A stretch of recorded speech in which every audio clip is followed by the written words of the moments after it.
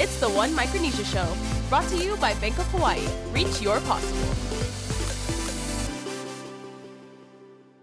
Ali, Bogitin, Hafade Zantiro, Rananim, Kasleli, Lengo, and Yakwe. Welcome back to another amazing episode of the One Micronesia Show.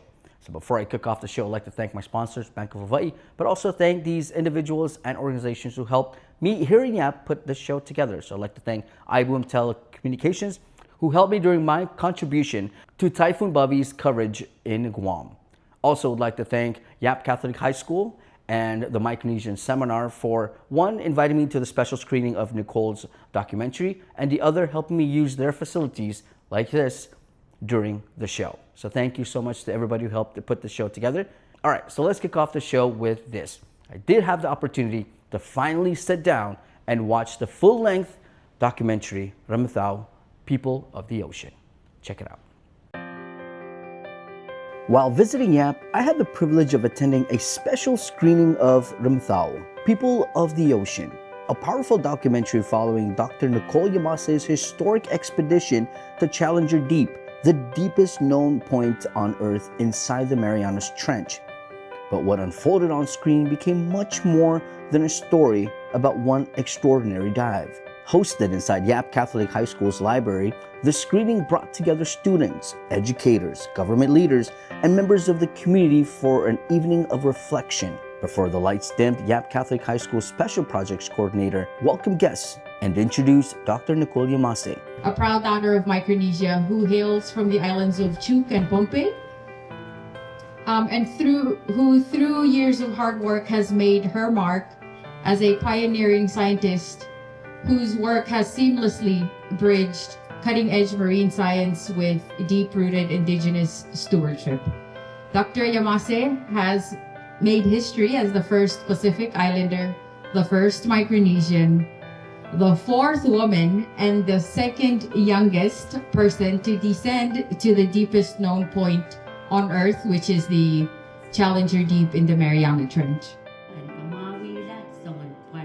As the film unfolded, so did the whirlwind of emotions. As a Micronesian, there's a deeper connection that we have with the ocean. There were moments that inspired hope, moments that celebrated perseverance, and moments that confronted difficult conversations surrounding identity, belonging, and racial prejudice.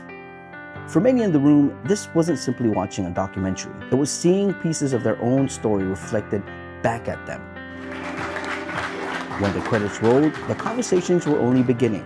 I had the opportunity to speak with those in attendance to hear what resonated with them the most and why Ramathau, People of the Ocean, is a story every Micronesian should experience. I felt so much emotions to see how somebody from our own country represent all of us in all at once to go down to the Challenger Deep. It's really touching to see somebody be an example of stepping out of the box and your comfort zone and achieving great things. I was really surprised seeing a girl dive in the deeper sea, and I'm really interested to know more about the marine because I'm also interested in navigating. I was so interested, especially the navigation and the culture they were talking about and how to learn about the ocean. I feel inspired. I also wanted to go and explore the ocean, and it was very inspiring because she even gives encouragement about her life, and I think that she's a brave girl. I thought it was very powerful. It was very moving. For myself, especially as a Micronesian Yapese living in Guam for a few years for college, it gave me something to associate myself with. It gave me something that resonates with me. That's a positive thing. There's a lot of negativity going around, but it made me proud to be Micronesian.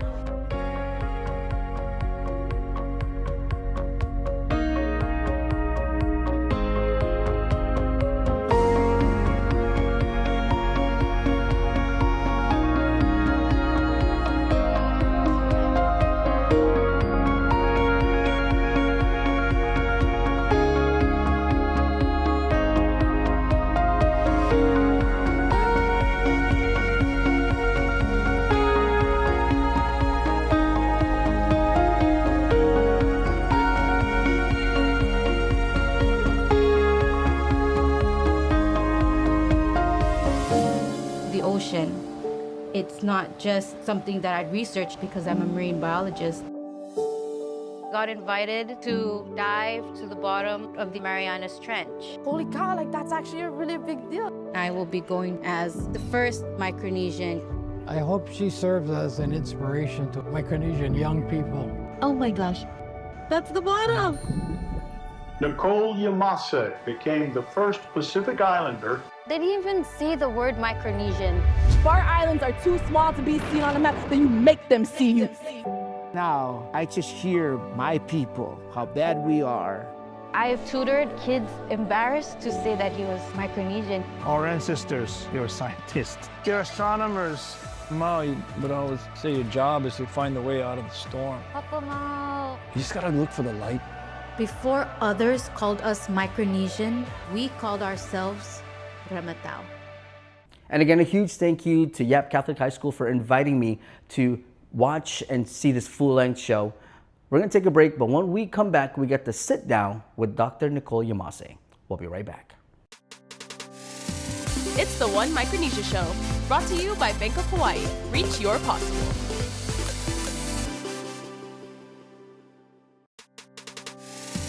It's the One Micronesia Show, brought to you by Bank of Hawaii. Reach your possible. One Micronesia Show continues, and after 6 years, I finally got the opportunity to sit down with Dr. Nicole Yamase. Check it out. Shortly after the screening, I finally had the chance to sit down with Dr. Nicole Yamase. For longtime One Micronesia viewers, her story may already sound familiar. Just a month after completing her historic dive to Challenger Deep, we caught up with Nicole over Zoom to reflect on that incredible achievement. Now, 6 years later, we were finally able to continue that conversation in person. How does it feel? There's always so many emotions involved, especially what has all the different events that have happened since the dive, with completing the dive to finishing up my PhD, field work, graduating, meeting the Ramatao community, connecting with Nainoa at PVS, and just trying to figure out life, what's next. Nicole picked up right where our last conversation ended. She reflected on the years that followed the dive, the organizations she worked alongside, the communities she continued to serve, and how that once-in-a-lifetime journey ultimately inspired a deeper commitment to giving back. And so after graduation, I took a year off to just, process everything, but also figure out, what do I do now? And so I took a year off. I was part of the Blue Prosperity Micronesia Nat Geo Pristine Seas expedition. I traveled the world to go and do keynote speeches just to share our story about my dive. And I think those were really important steps that solidified what I wanted to do after, which was always to give back to community. The director of the film, while we were filming, he's like, what do you want to do now? And I said, all I want to do is give back to my community and, help protect our ocean. And so it was through Dan, who's like, oh, I know an org called One Reef who does just that and works in Micronesia. So he connected me with my boss, and I was able to be director of impact for them. Although the documentary begins with Nicole's expedition into the deepest part of the ocean, she says the true heart of the film lies in the stories of others. By featuring respected Micronesian leaders living in Hawaii, Ramatao reminds us that every journey contributes to a larger story of our people. Usually when people tell stories, there's always one hero that's on a pedestal, and all the attention goes to them. In our way of telling story, the Micronesian way, the Pacific Islander way, it's all about community. It's never about one person. And so even though I went down to the deep, it wasn't about me. It was about community. It was representing our culture and how to uplift everybody. In the film, we have Uncle Max, Uncle Thomas, Jeremy, Uncle Wally. They too also, it's not about them. You see in the film that we all know that we serve a bigger purpose beyond ourselves. And although we finish school or we have businesses, it's never about that. It's always about how do we give back to the communities who supported us along the way? Because there's no way we would be here today if it wasn't for them. And so Remetao highlights that. The way we tell stories, again, it's never about the individual, it's about community. At its foundation, Remetao, People of the Ocean, serves as a tribute to Master Navigator Papa Maupiailo, a visionary whose teachings helped revive traditional navigation in Polynesia and Hawaii and inspired generations across Oceania. Nicole shares why honoring his legacy became one of the film's greatest purpose. Let me tell you, when I was on that ship, my first morning I got to Guam, I was on the deck and I was in my darkest storms. I was like, why am I here?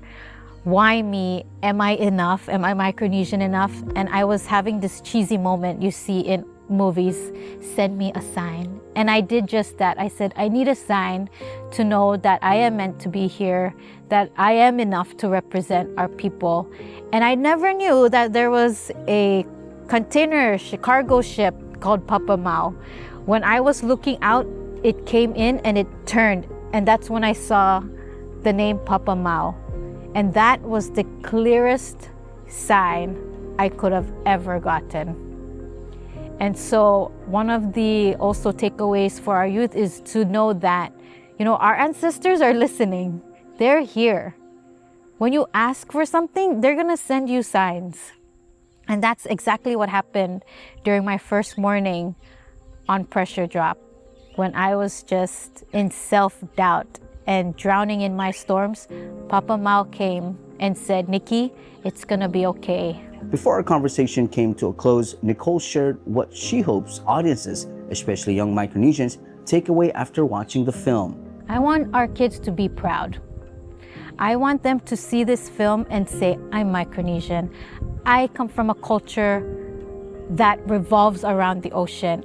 I want them to know that we are so blessed, that we are so lucky to be from Micronesia. We could have been born somewhere else in the whole world, but we're from our beautiful islands of Micronesia. I just want them to be proud.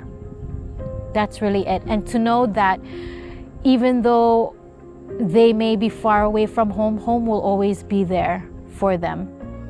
And that they will always, life will bring them home one way or another.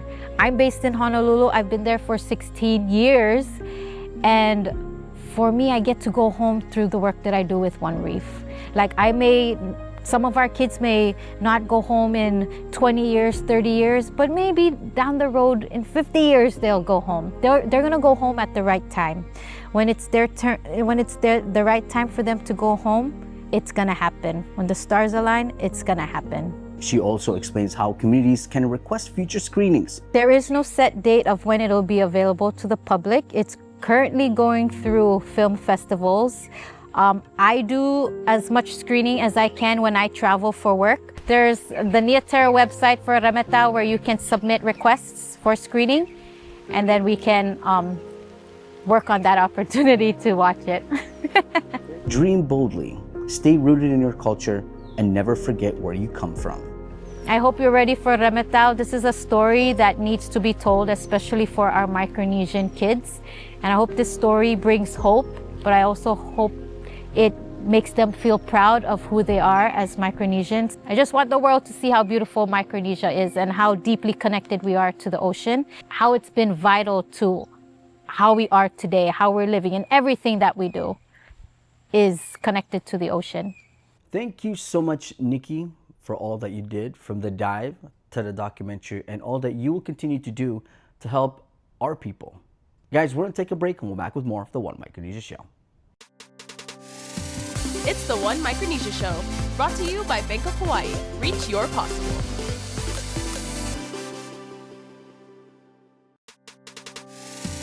It's the One Micronesia Show, brought to you by Bank of Hawaii. Reach your possible. One Micronesia Show continues. On Monday, July 6th, Typhoon Bobby made landfall to Guam and the rest of the Marianas. This is the first time in 12 years that I have not in Guam to help my fellow brothers and sisters from KOM do coverage and disseminate information. I was sad, but luckily I had a chance to help. Here's my story.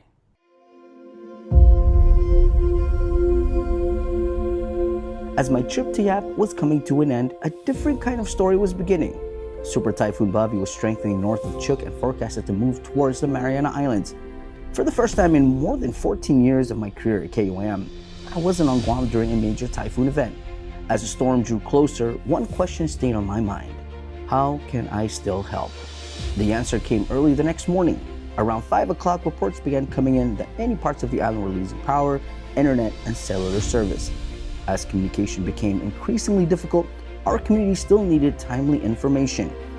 So from 5 in the morning until 5 in the evening, I worked remotely from Yap, helping publishing updates and support our newsroom and news team as the storm unfolded. Eventually, even my own internet connection at home became unreliable, so I packed up my laptop and headed into town in search of a stronger connection. There was one place that I knew I could count on, and that's iBoom Telecommunications. With the generous support of Lebu and his team, I was welcomed in and given access to fast, reliable network that allowed me to continue serving our viewers back home on Guam. With download speeds reaching nearly 300 megabytes per second and uploads exceeding 140, distance quickly became less of an obstacle. Working alongside Team KOM with Don Sulat stationed at the Guam Joint Information Center and Matsuki Hirayama, who was posted at KOM headquarters in Harmon, we continued delivering verified information to the people who needed it the most, one update at a time. That experience reminded me of something I'll never forget. Serving your community isn't about where you are, it's about showing up whenever you're needed. Sometimes that means standing in the middle of a storm. Other times it means helping from hundreds of miles away. Because no matter where we are across Micronesia, when one island needs us, we all answer the call. And that's the true spirit of One Micronesia. I want to say thank you to iBoom Telecommunications for giving me the opportunity to set up shop at their place to help with coverages for Typhoon Bobby in Guam. And I also think that it shows how great technology is today, that no matter where you're at in the world, you can always contribute and help out in any way possible. We're going to take a break. We'll be back with more of the One Micronesia Show. It's the One Micronesia Show, brought to you by Bank of Hawaii. Reach your possible.